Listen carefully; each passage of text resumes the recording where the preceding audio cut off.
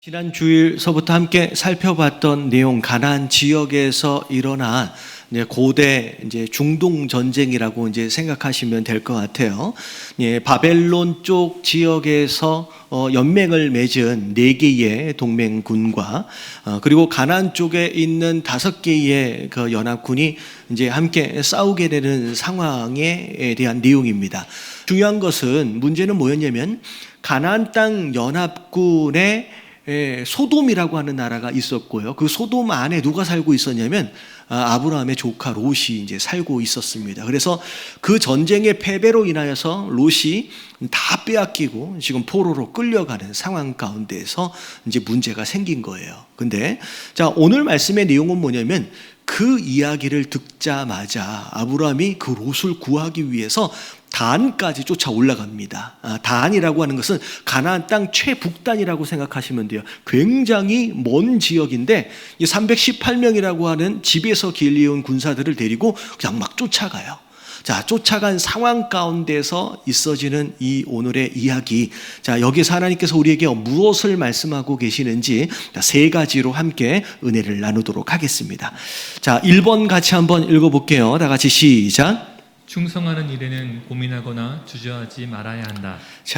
오늘 14절 말씀을 보니까 아브라함이 조카 롯이 사로잡혀 갔다라고 하는 이야기를 들어요. 근데 듣자마자 훈련된 318명을 거느리고 단까지 쫓아서 올라가는데, 이 말씀 안에서 보면 내가 지금 이 전쟁을 해야 할까 말아야 할까라고 어떤 고민을 했다는 흔적이 있어요, 없어요? 전혀 없어요. 망설임이 없는 거예요. 왜 그러냐면, 여러분, 조카를 구하는 일에는 아브라함이 아니면 못하는 거예요. 아브라함이 아니면 누가 하겠어요?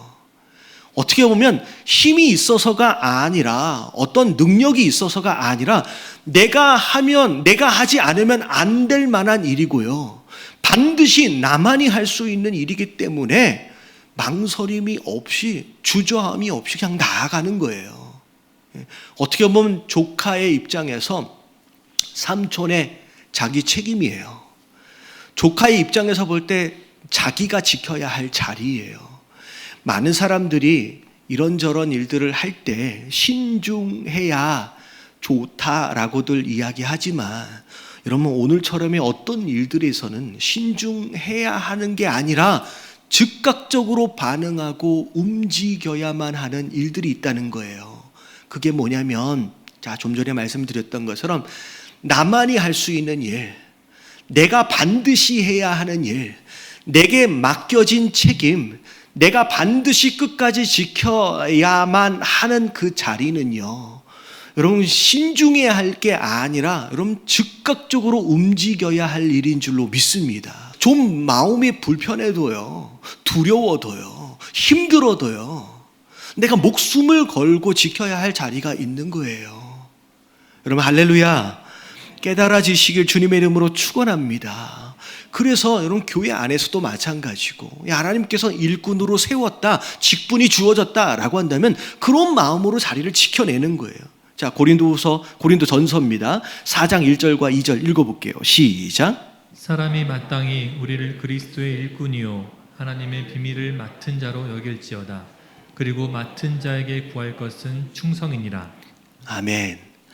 내게 주어진 자리가 있고요, 내게 주어진 책임이 있다라고 한다면 병사의 마음으로, 일꾼의 마음으로 끝까지 지켜내는 그 충성되어짐이 부르신 그 하나님께서 기대하시는 것이다 라고 말씀하시는 거예요.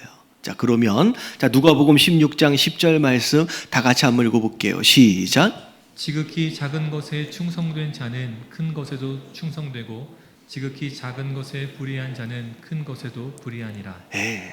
여러분, 이 작은 것에 내가 어떤 태도와 어떤 마음으로 반응하느냐를 따라서 더 큰 것을 주실 수도 있고 아닐 수도 있다는 거예요. 근데 여러분, 이 누가복음 16장 10절 말씀을 잘 들여다보면 여러분, 그런 거예요. 지극히 작은 것에 충성된 자, 물론 하나님 보시기에 좀 작아 보이는 것에 충성하는 것처럼 보이지만 충성을 다하는 자 입장에서 볼 때 내게 맡겨진 이 일이, 이 자리가 지극히 잦고 하찮은 것이다 라는 생각을 하면요, 여러분 충성을 할까요, 안 할까요? 여러분 안 해요. 물론 더 큰 것을 주시겠다라고 하시는 그 결과적인 입장에서 볼 때 먼저 주신 것이 작아 보일 수 있어요. 근데 맡은 자 입장에서 볼 때 내가 맡은 이 일이 작은 일이다라고 하는 그런 생각을 하면요, 여러분 절대 목숨을 여기다 걸지 않습니다. 여러분 내게 주신 그 일이 누군가의 눈에 하찮아 보이고 작아 보일 수 있더라도 여러분 이것은 내가 목숨을 걸고 책임을 지고 충성을 다해야 할 일이다라는 생각으로 여러분 그렇게 반응하지 않으면요, 여러분 절대 충성을 다할 수 없다라는 거예요. 비록 작아 보이는 일이다라고 할지라도 여러분 최선을 다하시고 충성을 다하심으로 말미암아 더 큰 일을 맡기시는 여러분 그 하나님의 역사하심을 누리시는 저와 여러분들 되시길 주님의 이름으로 축원합니다. 네.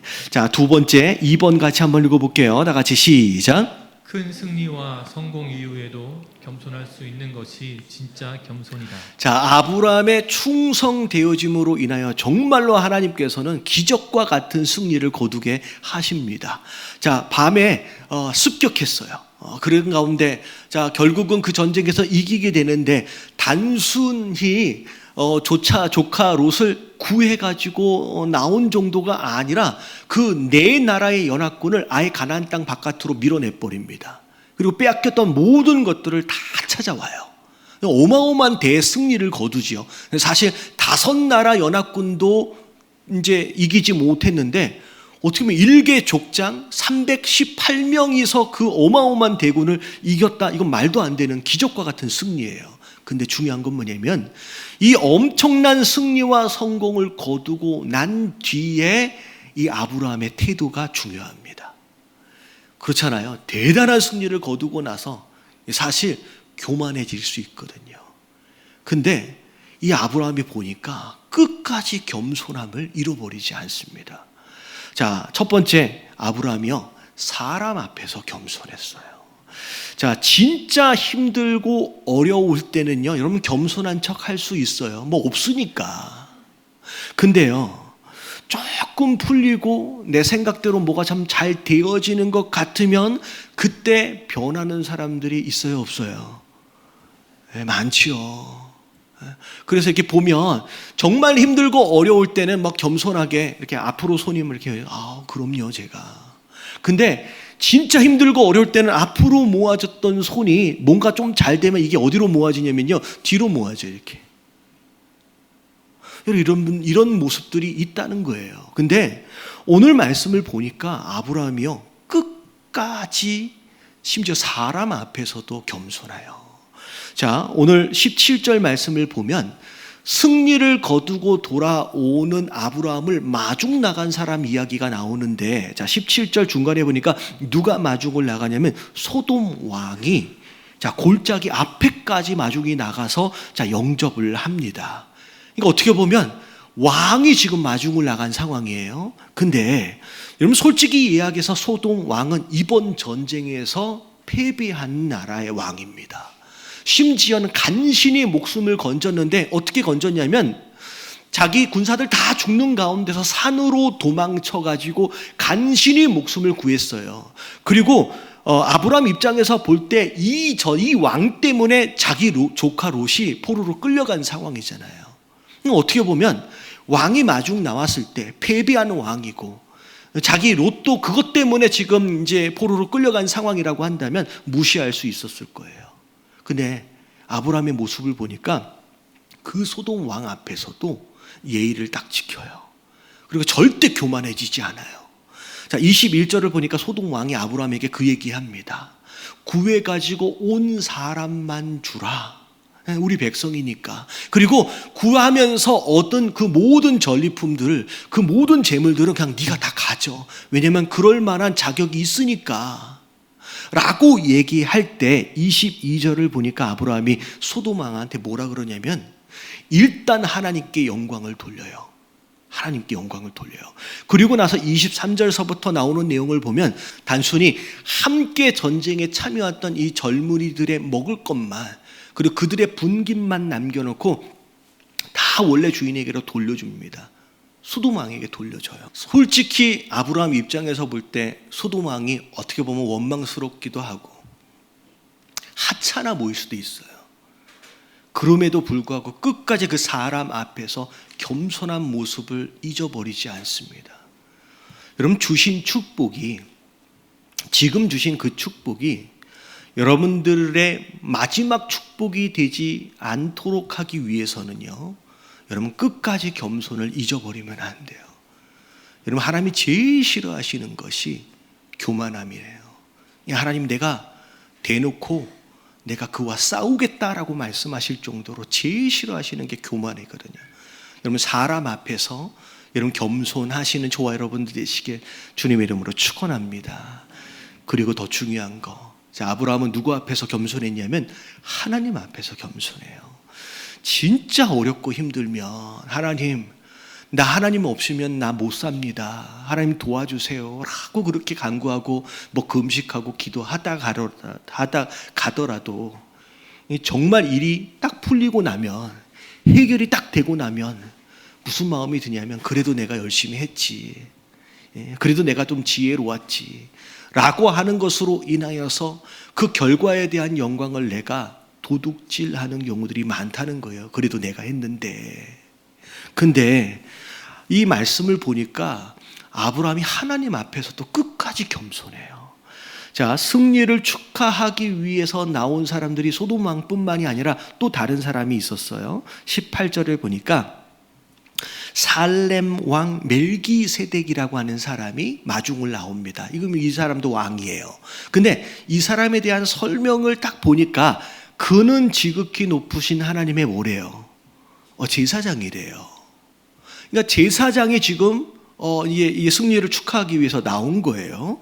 자, 그랬는데 이 제사장을 대하는 지금 이 아브라함의 태도에 우리가 주목할 필요가 있는데, 자, 19절을 보면 이 멜기세덱이 아브라함을 축복합니다. 자, 19절만 읽어볼게요. 다 같이 시작. 그가 아브라함에게 축복하여 이르되 천지의 주제이시요 지극히 높으신 하나님이여 아브라함에게 복을 주옵소서. 19절의 말씀을 보면 그야말로 축복이에요. 높으신 하나님이 아브라함에게 복을 주시옵소서라고 그냥 축복한 거예요. 근데 그 다음 20절 말씀을 보면 이건 단순한 축복이 아닙니다. 너희 대적을 내 손에 붙이신 지극히 높으신 하나님을 뭐 할지로다? 찬송할지로다 라고 얘기합니다.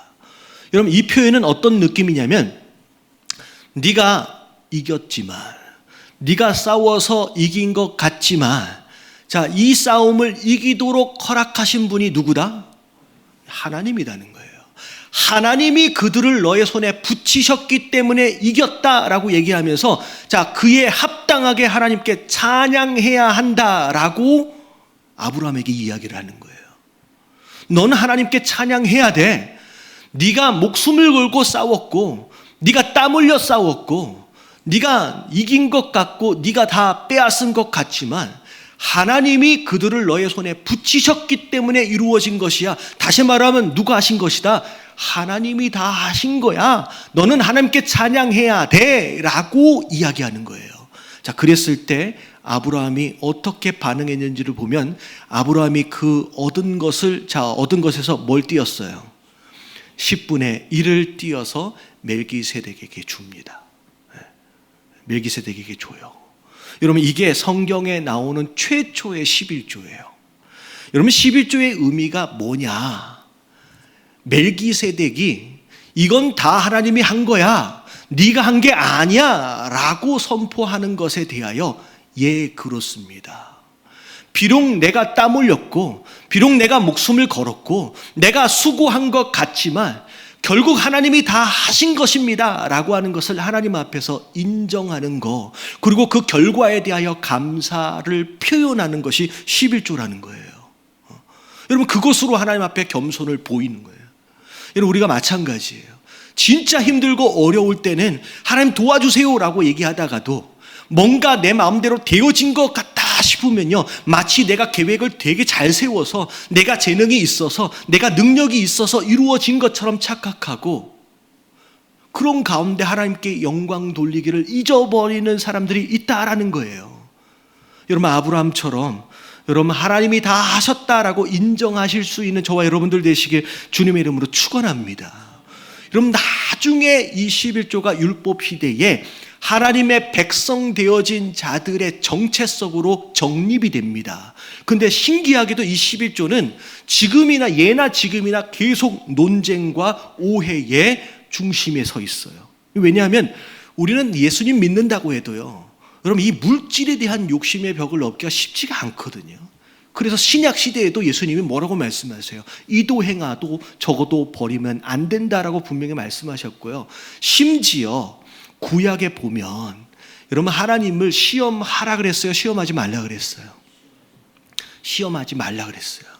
근데 얼마나 하나님이 답답하셨으면 딱 한 군데만큼은 나를 좀 시험해 보라라고 하시는 구절이 있는데, 이게 이제 말라기 3장 10절 말씀이에요. 한번 읽어볼게요. 다 같이 시작. 만군의 여호와가 이르노라 너희의 온전한 11조를 창고에 들여 나의 집에 양식이 있게 하고 그것으로 나를 시험하여 내가 하늘 문을 열고 너희에게 복을 쌓을 곳이 없도록 굳지 아니하나 보라. 유일하게 딱 한 부분에 있어서는, 물질에 관하여 11조에 관하여서 한번 날 시험해봐. 오죽했으면 안 믿어주니까 한번 시험해봐. 네가 정말로 다 내가 했다고, 다 하나님의 은혜다라고 인정하고 고백하고 표현하는 것으로 말미암아 내가 하늘 문을 열고 부어줄 곳이 더 이상 없을 정도로 내가 부어주지 않는지, 그런지 네가 한번 시험해봐라 라고 말씀하실 정도로 그렇게 하나님께서 말씀하시는 거예요. 여러분, 오해 없이 여러분 정말 하나님의 말씀으로 받으실 수 있는 저와 여러분들 되시길 주님의 이름으로 축원합니다. 자, 마지막 3번입니다. 다 같이 시작. 아무리 소리쳐도 깨닫지 못하는 영적 우매함을 먼저 고쳐야 한다. 오늘 아브라함에 대한 이야기를 계속했어요. 자, 이 3번 마지막 내용은 누구에 대한 내용일 것 같아요? 사실 오늘 거의 거론이 되지 않았지만 롯에 대한 이야기예요. 자, 아브라함과 함께 롯이 살았었잖아요. 아브라함을 떠날 때의 롯을 보면 소돔 땅으로 갑니다. 근데 창세기 13장 13절 말씀을 보면 소돔 땅으로 갔는데 소돔에 대한 설명이 굳이 기록이 되는데, 자, 뭐라고 나오냐면 소돔 사람은 여호와 앞에 악을 행하며 큰 죄인이었다라고 기록하고 있어요.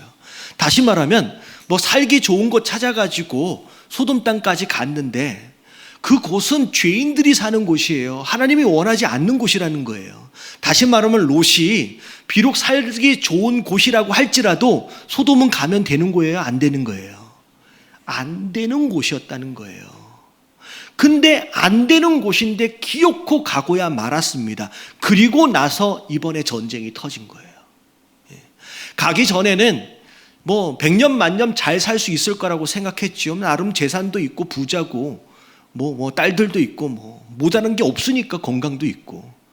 근데 갑자기 전쟁 터지면서 다 빼앗기고 포로로 끌려갔잖아요. 정말로 아브라함이 아니었으면요, 그냥 포로로 끌려서 이제 평생 노예로 살아야 돼요. 대책이 없는 상황이에요. 근데 그 상황 가운데서 아브라함을 통해서 목숨을 건집니다. 얼마나 다행이에요. 진짜 큰일 날 뻔했어요. 근데 여러분, 오늘 말씀이 끝나고 나서 이제 아브라함 이야기가 쭉 진행이 되는데, 나중에 창세기 18장에 가서 보면 이 롯이요 아직도 어디 살고 있냐면요, 그 소돔 땅에 살고 있어요. 이 18절에 보면요 얼마나 속이 터지는지 하나님은 계속 옆에서 말씀하시는데, 너 거기 있으면 안 돼, 너 그렇게 살면 안 돼 라고 계속 삶을 통하여 주변 환경을 통하여 계속 말씀하고 계시는데, 아니 귀를 막고 있는 건지 뭘 눈을 가리고 있는 건지 아니 듣지를 못하고 보지를 못해. 이 영적 우매함, 이게 어떻게 보면 고쳐지지를 않네요. 그래서 결국은 어떻게 돼요? 그 소돔에 계속 살다가 소돔과 고모라가 망할 때 알잖아요. 그 사해 안으로 침몰하여 들어갈 때 간신히 목숨을만 건집니다. 근데 그 이후에 무슨 일이 벌어져요? 정말로 입에 담기도 쉽지 않은 망측한 일이 벌어져요. 자기 딸들하고 자가지고 애를 낳아요. 근데 그 후손들이 나중에 어떻게 돼요? 모압과 암몬이 됩니다. 대대로 아브라함의 후손들을 대적하고 아브라함 후손들을 괴롭히는 영적 대적의 후손들이 돼버려요. 그리고 지금도 중동에 있는 전쟁이 그 전쟁이에요. 지금 아무리 얘기를 해도 아무리 보여줘도 깨닫지를 못하는 영적 우매함, 여러분 이걸 빨리 먼저 고쳐야 돼요. 그래서 전도서 10장 14절부터 15절까지 14절만 읽어볼게요. 다 같이 시작. 우매한 자는 말을 많이 하거니와 사람은 장래 일을 알지 못하나니 나중에 일어날 일을 누가 그에게 알리리요. 우매하다, 미련하다는 거예요. 그래서 이 사람들은 아무리 얘기해도 들으려고 하지를 않고요. 뭐 하려고만 해요? 말을 많이 하거니와. 그러니까 말만 해요. 들으려고 하진 않아요. 그래서 어떻게 돼요? 사람은 장래 일을 알지 못하나니 나중에 일어날 일을 누가 그에게 알리리요. 장래에 어떻게 되어질지 어떻게 망할지를 모르고 사는 거예요. 그리고 누가 얘기를 해도 듣지를 않아요. 그리고 어떻게 돼요? 15절 우매한 자들의 수고는 자기를 피곤하게 할 뿐 아니라, 뭔가를 열심히 해가지고 뭔가를 얻은 것 같지만 결국 남는 게 하나도 없어요. 그냥 피곤할 뿐이에요. 그리고 나중에 어떻게 돼요? 그들은 성읍에 들어갈 줄도 알지 못함이니라. 이 이야기는 뭐냐면 지금 전쟁이 났어요. 막 적군들이 막 쳐들어오고 있어요. 그럼 살려면 어떻게 해야 돼요? 빨리 성 안으로 들어가야죠. 성 안으로 들어가야지 목숨을 건지지요. 근데 지금 적군들이 오고 있다, 지금 위험하다, 빨리 성 안으로 들어오라 라고 얘기하는데, 아니 듣지를 않고 주저앉아 있으니까 성 안에 들어가지도 못하고 그냥 죽는 거예요. 여러분 이런 사람 되지 마시게 되길 주님의 이름으로 축원합니다. 우리가 말씀을 읽고 설교를 듣는 이유가 뭘까요? 여러분 다 경험해 보고 그 다음에야 깨닫는다라고 한다면 여러분 우리 한평생 100년을 살아도요 여러분 너무 짧아요. 불이 있는데, 난로가 있는데 내가 손을 대보고 그리고 화상을 입어보고야 이건 뜨거운 것이구나 라고 그제야 안다라고 한다면 여러분 우리 100년 살 동안 얼마나 많은 시간들을 낭비하겠냐는 거죠. 내가 다 경험해 보기 전에 남들이 경험하는 것을 통하여 하나님의 말씀하심을 통하여 미리 깨닫고 손을 대지 않는, 이게 지혜로운 것인 줄로 믿습니다. 그래서 열왕기상 3장 19절을 보면 솔로몬이 왕이 되자마자 하나님께 구한 게 있어요. 하나님, 내가 이제 왕이 됐는데 하나님 이것만큼은 내게 좀 있었으면 좋겠습니다 라고 구한 게 있어요. 뭐예요? 다 같이 읽어봅니다. 시작. 누가 주의 이 많은 백성을 재판할 수 있사오리이까? 듣는 마음을 종에게 주사 주의 백성을 재판하여 선악을 분별하게 하옵소서. 솔로몬이 구한 건 듣는 마음이었어요. 하나님, 내가 귀가 열리길 원합니다. 그래서 뭐가 선한지 뭐가 악한 건지를 분별할 수 있는 자가 되어지길 원합니다 라고 했더니 하나님이 뭐라고 말씀하세요? 네가 좋은 것들, 남들 구하는 그 모든 것들을 다 구할 수 있는데 내게 구한 것이 지혜구나 라고 말씀하시면서 지혜를 주시겠다라고 약속하시는, 다시 말하면 지혜가 뭐예요? 듣는 마음이에요. 아무리 말을 잘해도요 귀가 닫혀 있고 아무리 소리를 질러도 깨닫지 못한다라고 한다면 결국은 아브라함 바로 옆에서 그 많은 은혜를 경험하고 그 많은 것들을 봤음에도 불구하고 결국 망하는 인생이 롯처럼 되어지는 거예요. 여러분 오늘 말씀을 통하여서 하나님께서 내 삶 가운데 뭘 말씀하시는지 여러분 들을 수 있는 자로서 정말 아브라함처럼, 롯이 아니라 아브라함처럼 정말 부어주시는 축복, 하늘 문을 열고 부어주시는 그 축복들을 누리시는 저와 여러분들 되시길 주님의 이름으로 축원합니다.